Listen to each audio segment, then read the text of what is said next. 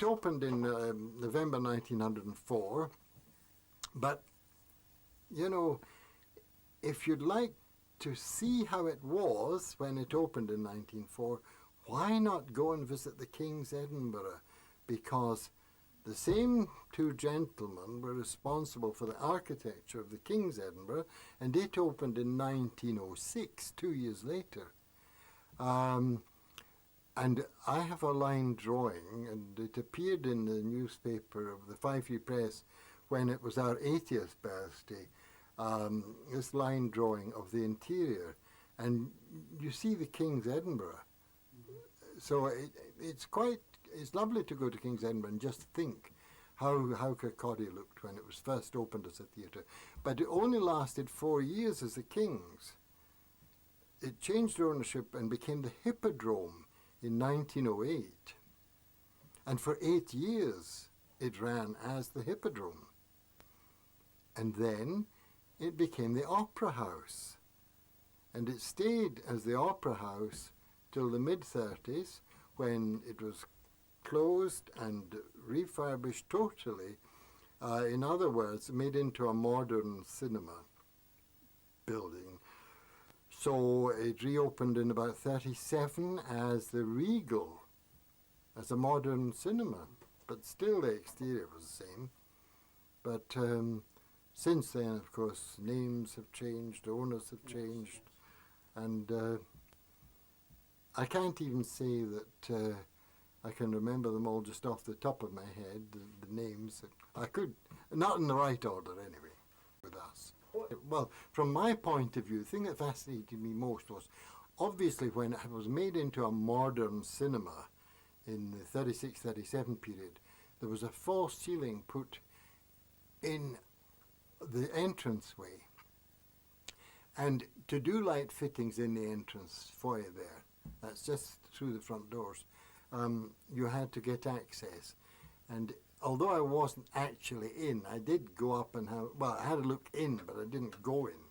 But there is the decoration of, I presume, the very beginning of time, 1904, which is quite interesting. That's there. But the thing that saddened me most, you know, we tripled in 1978, we tripled. That meant that one auditorium became 3. And, oh yes, to upgrade the building and to make it more amenable locally, etc., more modern, we would carpet the main staircase and the front entrance hall. Now, that saddened me because it's marble of 1904. The staircase leading up on both sides from the front entrance there does not show 1/2 inch, 1/4 inch of wear after I would think millions of feet have pounded up over the years from 1904. And when you stood in front door and looked at these steps, these marble steps, they were perfection. But oh no, cover up they had to be. Originally, you see, as a theatre, it had one of these carpets with runners, you know, a sort of runner down there.